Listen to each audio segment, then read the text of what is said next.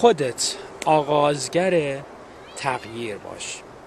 شاید همسرم رفتارهاش تغییر بکنه، شاید شرایط زندگی بهتر بشه، شاید شرایط اجتماعی جامعه‌ای که توی زندگی میکنم تغییر بکنه و بهتر بشه و شاید و هزاران شاید دیگه. به جای منتظر تغییر بیرون از خودت موندن، کافیه خودت آغازگر این تغییر باشی.